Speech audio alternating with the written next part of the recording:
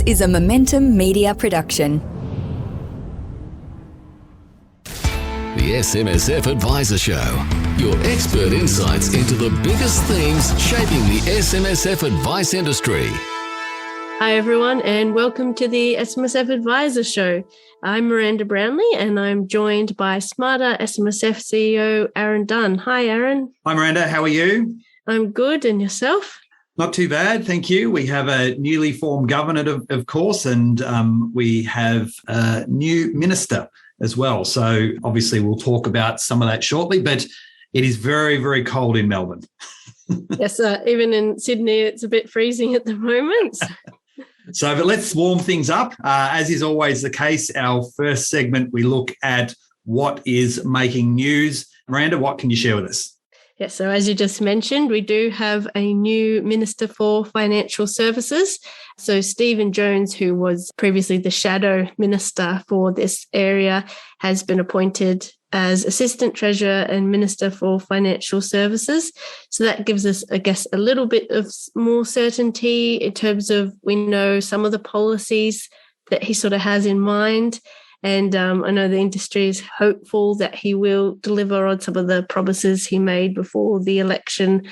Obviously, the advisor education is a big thing sort of in the broader advice space, but there's also things like improving access to ATO data that is going to be quite relevant for the SMSF industry as well. Yeah, so there's a few bugbears, I guess, that have been floating around. I think the real positive out of that is we've got someone that's coming into this seat that obviously, as you mentioned, was a shadow minister in that space. So it's not as if we're bringing someone in that really doesn't know their way around and will take a bit of time to be upskilled. I think that's a real advantage for the industry in that regard. And as you said, there's a number of things that are going to have to get resolved. I think positively now we can kind of Treasury and the ATO and those some of the organisations that were kind of hamstrung by caretaker mode can really sort of get their teeth stuck into some of this again and get some resolution on a whole range of important things. If we think about the non-arm's length income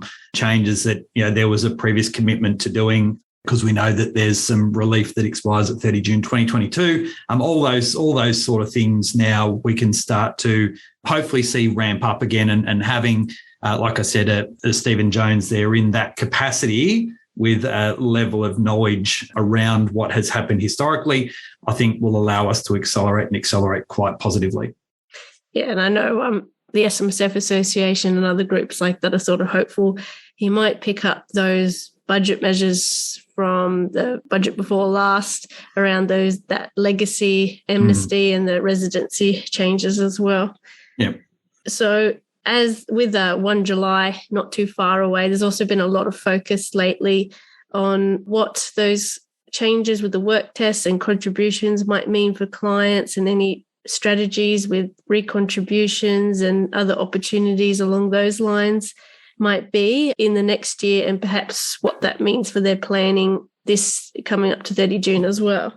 Yeah, so this is going to be quite a significant shift, isn't it, with some of those changes. And even when we think of the downsizer contribution rule, we're seeing that drop from 65 to 60. We did see both sides of government actually talk about reducing that age further. And all of these contribution changes and even some of the red tape measures for CPI are really going to open up some enormous planning opportunities for clients. And with these contributions, you'll see more and more strategies overlapping. So downsizers and NCCs and pensions and contributions because of the extension of age through to age 75 to be able to contribute voluntary contributions. So, yeah, it is going to be of significant focus in a lot of the strategy ideas and the discussion. I'm sure we'll be talking about this ad nauseum over the next 12 months as well, Miranda, through the SMSF Advisor Show too. Yeah, and just on the regulatory front, we've seen another 10 SMSF auditors have their registrations cancelled. So ASIC's definitely still sort of putting its focus in that SMSF auditor area. I think this was to do with their failure to lodge annual statements. So they were reinstated for a period of time, and then ASIC has now cancelled their registrations again. Yeah, so there's a bit of a bugbear in here with me here because I am aware that of auditors within that group that simply just refuse to pay the cancellation fee. So why is there an obligation to have to pay a cancellation fee when you want to exit from the actual system? So there's a need to fix this problem because, yes, there may have been an obligation for them to have to lodge requirements, and I get the obligations, the statutory obligations, but to impose an amount of money that needs to be paid to be removed from the system, I just think is a significant problem in our industry that needs to be fixed and needs to be fixed pretty quickly because, as I said, I'm not going to disclose who people are, but I do know that there are people on that said, well, I don't see a need for me to have to pay. And then simply I'm just not going to lodge, and then they can boot me out of the system because I have no interest in being an auditor going forward. Does seem ridiculous, doesn't it, that you have to pay this fee to yeah, and I know there has been discussion for some period of time to try and remedy that, and I'm hopeful that will be the case. But the reality is that some of those registrations aren't really a representation of them, anything underhand in terms of having the registration cancelled. Simply, it just is an economics to say, well, why do I need to pay nearly $1,000 to no longer want to be an SMSF auditor? And rather than that, I just won't lodge, and then you can get rid of me, and that's fine because I have no interest in being an auditor going forward around SMSFs. So it's an absolute nonsense and needs to be fixed. It's such an expensive fee as well. It's not like just a small admin it's fee disproportionate. or Yeah, correct. It's a disproportionate expense to have to go through to exit a system.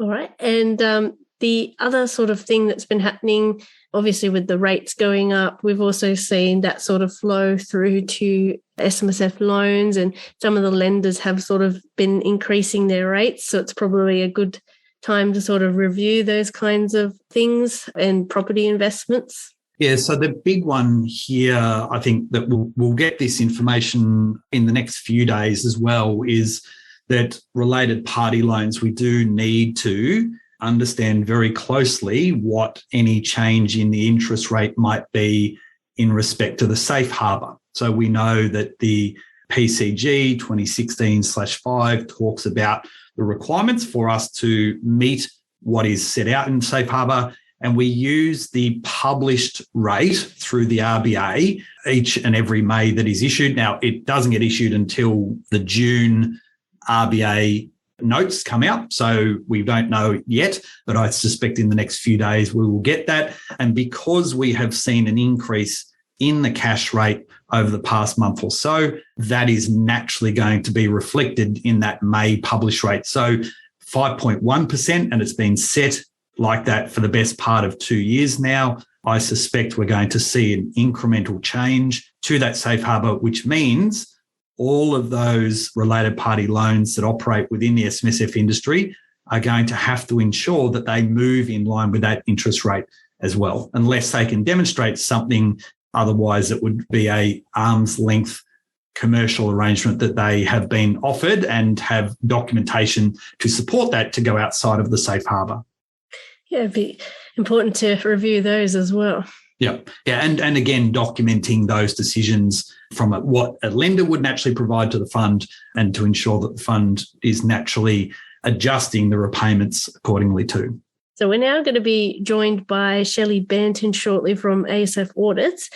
She's going to be taking us through some of the audit issues that are likely to crop up with SuperStream now that auditors are going to be looking at the 21-22 financial year, and just how to sort of prepare for that and anything that might come up in that space.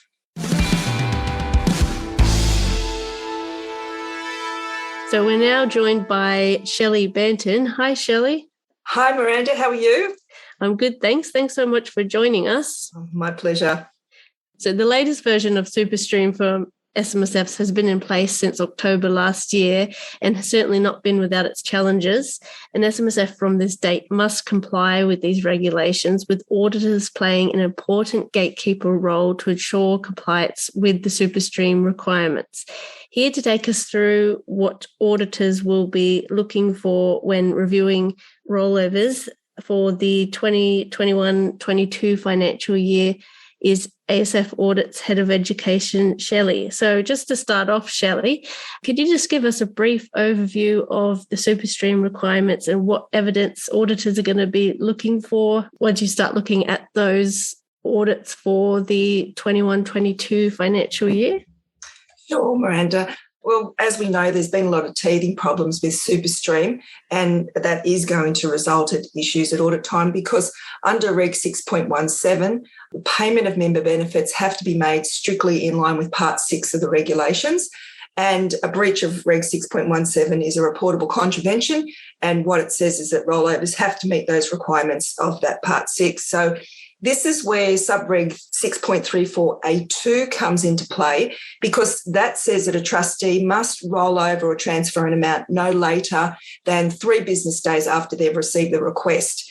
So we need to be aware that this doesn't apply to family law splits, overseas superannuation rollovers or contribution splittings because they're not subject to those SuperStream standards.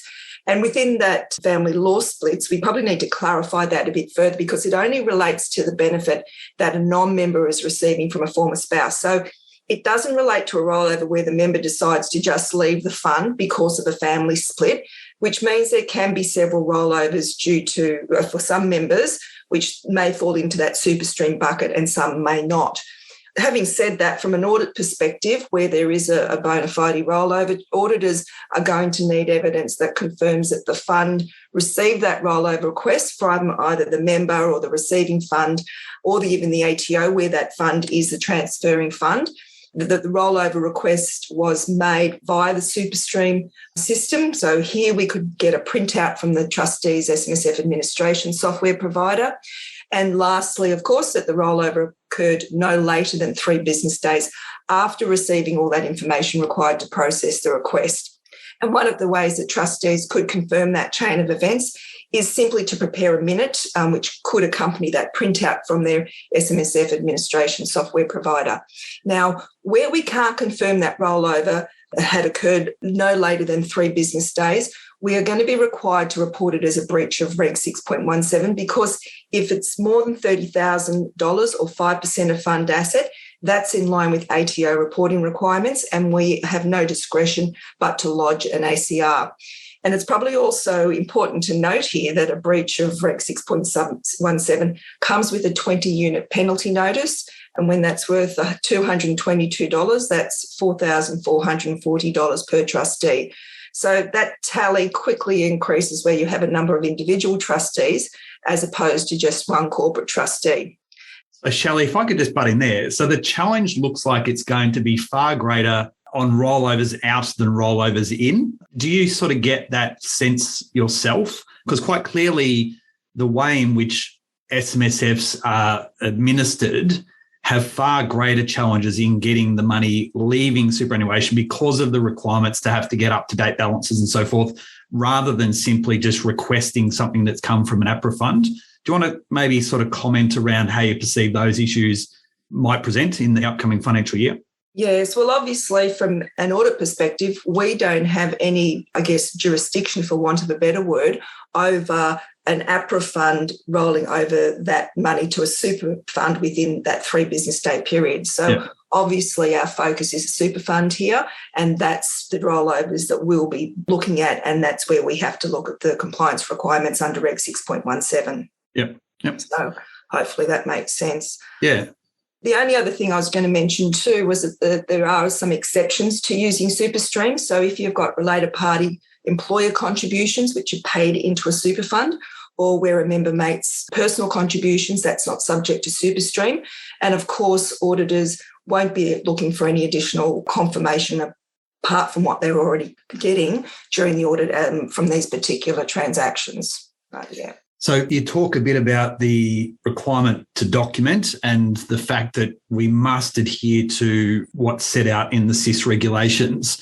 One of the things that has been a significant challenge, and we've only seen recently, I know the Australia Post rollover system has been added to their contribution standard, but the challenge has been for a lot of individuals trying to ensure that they have maybe SuperStream registered or not for their fund and then naturally meeting those compliance requirements.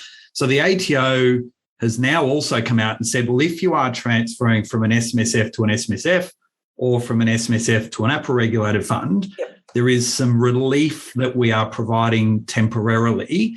So how does that relief apply and what impact does it have for the audit process as well? Well, I mean, you quite rightly said it only applies from an SMSF to an SMSF or an SMSF to an APRA fund. And that's only those limited circumstances that it relates to. And of course, the main issue here is going to be the timing of using that relief, because before any rollover gets initiated, the trustee has to contact the ATO and request a call confirmation or a call reference number before that happens. So where auditors are provided with a copy of that ATO's call reference number at audit, and that can be in the form of a minute or an email or anything else, there's no requirement to report that contravention of Reg 6.17 under those circumstances. But once again, the chain of events is really critical here, because that call reference number has to be obtained prior to that rollover in order for it to be compliant. Sounds a bit like the early release, the 10K early release under COVID. How many people kind of pulled the trigger on something and then realised they should have done it after? And the reality is we had compliance breaches all over the place, didn't we? Well, that's it. And I guess it depends how widespread that type of issue is going to be as to whether the ATO takes a little bit of a lenient approach or not. But certainly at the moment, they are very adamant that that call reference number has to be requested prior to that rollover. Another area where there's been sort of a lot of issues with rollovers and getting it done within that time frame has been with newly registered funds and wind-ups as well. Can you discuss some of the issues in those areas and perhaps how to address that? Sure. Well, the first one is that with newly established funds, they're facing those delays in getting registered simply because the ATO is scrutinising every single new application and risk assessing every new registrant. So there's a very high level of scrutiny because of that increase in online fraudulent activity and scams that we're seeing across Australia, really. So the types of things that are happening is that promoters are cold calling sort of unsuspecting people, and they're convincing them that they can take super out if they pay a fee. There's also been an increase in ID fraud and investment scams where funds are registered by fraudsters, basically. And then the money, once it's been rolled over and taken, it's gone. They can't get it back. ASIC has also said that scammers are impersonating financial planners, who are associated with well-known companies, and they set up, bogus websites, and then they establish and control that SMSF, and then they roll over the money, and then once it's in their clutches in that fake website, it's forever in their control, and that also can't get back. So these are necessary delays, unfortunate but very necessary delays, because it isn't, and at the end of the day, it impacts the timeliness of rollovers. But we need to make sure that fund money or superannuation money stays safe and stays in the system, and the integrity of the system is maintained. And I guess the other issue that are affecting the transactions on SuperStream is those limited numbers of message providers that Aaron was talking about. And one of the things we need to remember is that not all of them are set up to process contributions and early release authorities, but they can just do contributions only. So because the fund can only have one ESA, they need to decide on whether they're going to almost future-proof their fund by thinking about what's going to happen, circumstances change, and putting in place an ESA that allows those processing of both contributions and rollovers, or they just stay with what they potentially might have at the moment, which is just the rollovers, because only about half of those messaging service providers have expanded to take into account both contributions and rollovers. In terms of wind-ups, the ATO is very well aware that, ABNs that are inactive quickly will cause a hiccup with rollovers through SuperStream. So they've extended the ABN number activation from 3 days to 2 weeks to enable that to happen. So we are seeing, I guess, some very real solutions to some of these problems within SuperStreams. But like any new system, we are going to have issues, and we have to just sort through them and get to the end of it the best we can, because we will get there. It's just making sure that we can put in place whatever procedures and whatever other documentation we need to do and confirm our details with the ATO system along the way to make sure that the processing happens within those 3 business days and remains compliant. Yeah, there's a real practical challenge I think is going to rear its ugly head this year, and that is the fact that practitioners appear to be learning along the way at the same time as the clients. And, you've only got to think about, the limitations on fund transfer amounts, and you're trying to do a $250,000 funds transfer, and quite clearly that, the funds transfer limit doesn't allow for it to occur. And, should the client have been advised previously that, all these things have happened? So I can see auditors going, well, there's been a problem here. You haven't naturally complied with what the requirements in 617 say to do. There's a contravention being issued. And then the client goes, well, it's not my fault. It was the administrator or accountant's fault or whatever. And this kind of learning on the hop. And yep, sure, the ATO sort of had a bit of a transition period from March to October. But the reality is it came in October and everyone went, whoa, we've got a lot to kind of disseminate here. And yes, I don't know whether you got any comments on that, whether you see that actually potentially happening or not, but I see that as a quite an interesting challenge that, well, for auditors, and it's pretty black and white in terms of how you need to deal with the contravention, but probably more on the steps that the ATO might take based upon the application of an administrative penalty or not. Yeah, it is very interesting because we're going to see a lot of first-time ACRs lodged from trustees who, through no fault of their own, has breached Reg 6.17. And I guess this is where the more boring part of SuperStream comes into play, because it's about being SuperStream ready at the end of the day. And it's about being proactive and confirming all those fund and member details on the ATO system and being able to ensure that that rollover request can be executed within that 3 business day timeframe.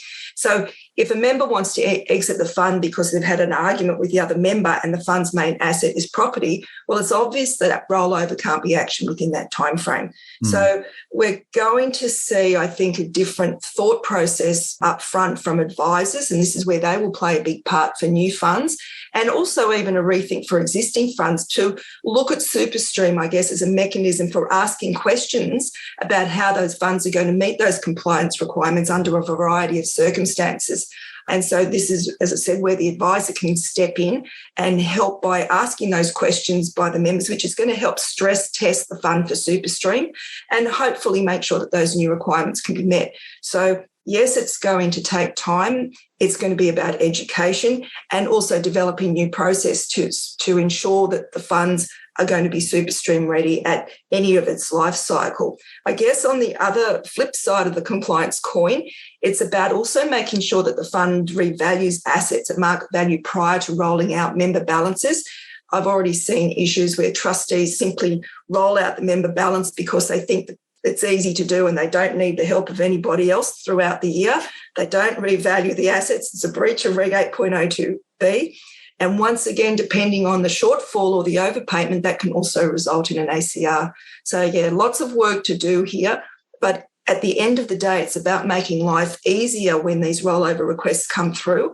And obviously that timely action can be taken. Mm-hmm. Most importantly, talk to the auditor, Shelley, up front rather than after, because the only avenue may be down the ACR path. It's too late once the horse is bolted. Yeah. There may well be a lot of voluntary disclosures as a result of this as well. Yeah. Okay. So any other, I guess, in wrapping up, any other hurdles or compliance issues you're seeing already or people obviously need to be wary of as we really move into our first year of compliance review around SuperStream? Yeah. The biggest single issue, I think, is looking at that proof of identity problems, such as, someone's changed their name, it no longer matches their details from the last tax return, there might be an incorrectly entered TFN, anything like that's going to halt the process. Also making sure that that bank account is unique for SuperStream purposes and also making sure that that's been recorded with the ATO to ensure that that transaction can get processed through that SMSF verification service. One of the biggest issues that we are sort of seeing as well is that the different requirements of each APRA fund's processing the rollover. Now, the ATO and APRA want these rollovers to flow as quickly as possible, and they want the system to work. So it's not about in APRA sort of trying to hold on to members' money. They're looking to make sure it works, because from an administration point of view, it takes them longer and it's a lot more expensive to make sure that these rollovers are being affected correctly through SuperStream. So just be aware that any deviation in that SMSF data compared to what's in the ATO system is going to stop that rollover from happening. Even if I've seen situations where contributions have only been processed into a super fund and the employer has had a error message from SuperStream, it may well be that the fund's ABN hasn't been verified through SuperStream. So it's also about going back to your client, making sure that all of those details are correct, and then reconfirming them on the ATO business system to make sure that when that rollover happens, every dot point meets up and the transaction just happens in a timely basis. Thank you so much for joining us today, Shelley. You've given us some really useful advice there. Yeah, thank you. No, thank you for having me. It's always a pleasure to have a chat to you guys. Excellent. Thank you. It is definitely a minefield, and your expertise is always truly valued on our SMSF Advisor Show. And we look forward to having you for something else in the not too distant future. Thank you, Aaron. Thank you, Miranda. So, Miranda, SuperStream for audit issues sounds like it's going to be a fair bit of a challenge for the upcoming financial year. What were some of the key takeaways that you got from Shelley's discussion today? I thought it was good how she sort of pointed out that really need to be having these discussions with trustees before the rollover kind of happens, and what they'll do in those kind of difficult situations, like where the trustees are fighting and one of them wants to roll out of the fund. Obviously, you're probably not really going to be realistically able to do that in a 3-day time frame. So just how they'll handle sort of situations like that, and just preparing for it with updating basic things like the details and things like that. And it goes to show it's this kind of continuing evolution, isn't it, of needing to now be keeping information up to date within SMSF software. So that notion of once a year doing the work is kind of, we're getting further and further away from that now, and having to naturally keep things up to date, because, we will get confronted with these issues of having to roll money out of superannuation and ensuring that we've got that registered ESA and so forth. So all those things becoming absolutely paramount. And the other thing I took away was just the fact that there's going to have to be that bit of evidence that supports the fact that there's a rollover, whether it's coming into the fund, whether it's going out of the fund. And there are many combinations of ways in which that can occur. If you think about a rollover, it might be a rollover from an SMSF to an APRA fund or to another SMSF.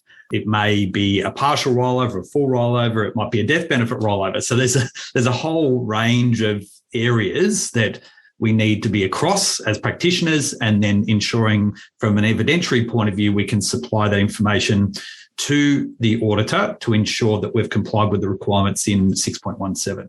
Yeah, and as you said, I think it will be more important for SMSF professionals to be in contact a bit more with their clients, just for keeping things up to date, but also sort of to know what they're planning to do, if they're planning to undertake a rollover and that kind of thing. So, as is always the case, Miranda, if anyone has any suggestions about topics or speakers and the like, where can they get in contact with us? So they can get in touch at editor@smsfadvisoronline.com.au. Excellent. Well, thank you once again for joining us for this edition of the SMSF Advisor Show. We hope to see you next time. Bye for now.